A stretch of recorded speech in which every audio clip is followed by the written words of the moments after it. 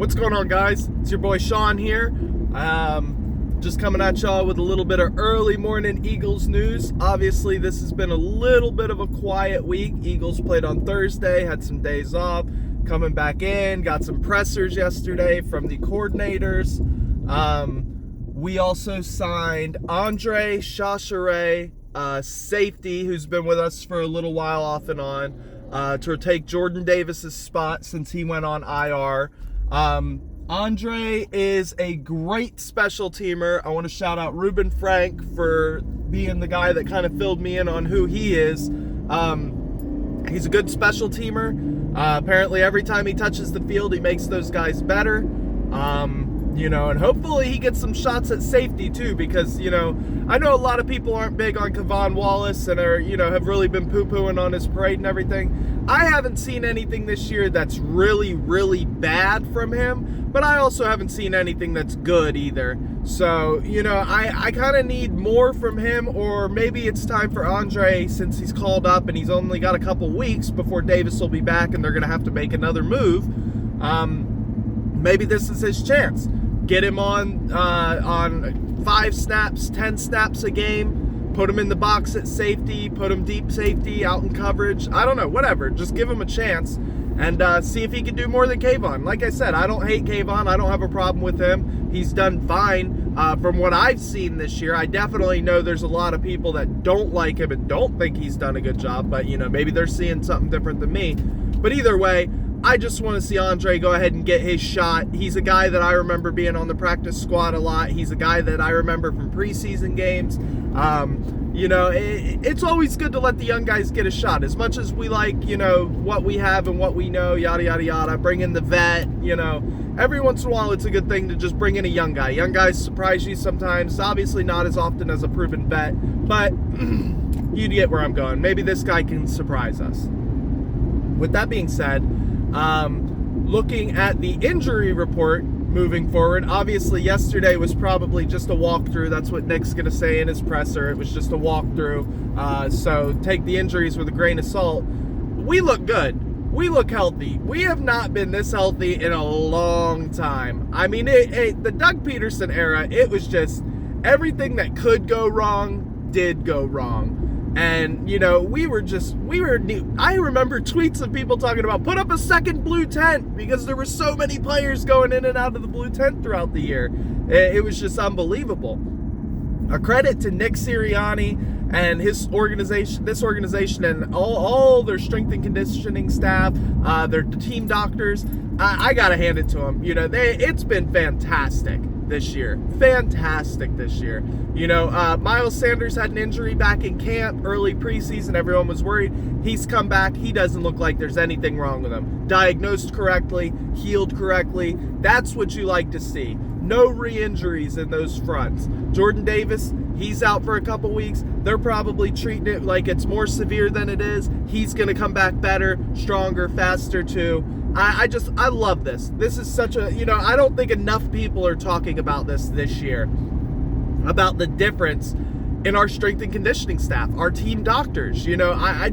I feel like these guys are so much more well-conditioned. And even to the Jordan Davis, I had some people getting in my ear talking about how they didn't think that he had the stamina to play any more snaps than he does. And I think that's horseshit. If I'm being totally honest, I don't think you draft a guy in the first round if you don't think he can play every down. Because with as injured as we have been, who's to say we don't draft Jordan Davis and then everybody else gets hurt?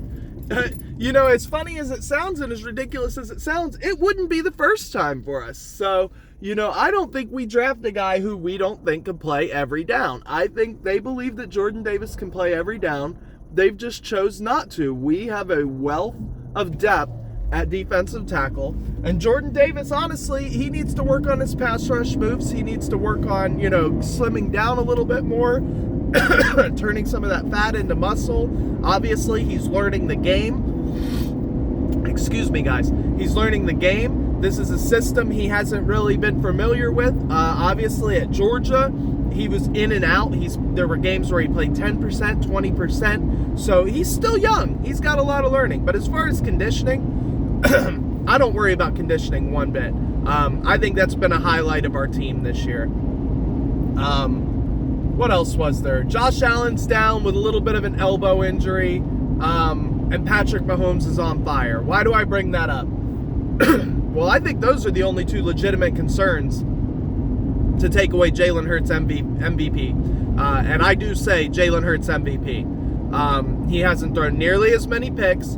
His total touchdown is right up there with the rest of them. And overall, his impact on the team is unmatched.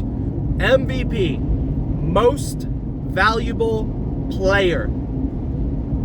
The Bills have a squad. Not saying the Eagles don't. But you take Josh Allen out of there and you put Tannehill in, they're still a wild card team. They still have a shot.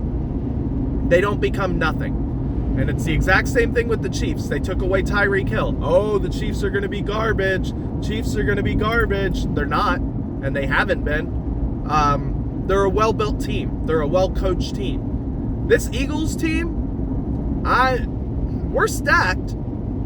You know, and I don't want to take anything away from anybody, but nobody has affected their team this year like Jalen Hurts has affected the Eagles. We live and die with Jalen Hurts. When he does good, we're all good. When he does bad, we're all bad. You know, it's really that simple. You know, there's nothing I can say about it.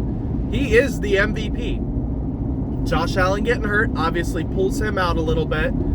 Patrick Mahomes, it's going to be a battle. I mean, if he goes off multiple games of 2, 3, 4 touchdowns, then, you know, I think Pat's going to win it just because he's the popular pick. I think they'll give Jalen, like, Offensive Player of the Year or Comeback Player of the Year or Most Improved Player of the Year. You know what I mean? Some shit like that. They'll find a reason not to give it to him. Just like they came up with a reason not to give it to Carson Wentz in 2017. They don't like us. We don't care. I think Tua could be a sneaky little person in the MVP race. I think Tua definitely has a shot. He's got 2 wide receivers right now in the top 5 in passing yards, and that alone is pretty impressive. I won't lie. When I saw that last night, I couldn't help but be like, wow, you know, Tua's the one getting the ball there, you know, and you can talk about coach, scheme, him underthrowing. I've made all the jokes about Tua. I think he's a legitimate contender this year. I don't think his play will stay as high as it is right now. I don't think the offense will stay as hot as it is right now. Obviously, teams will figure them out.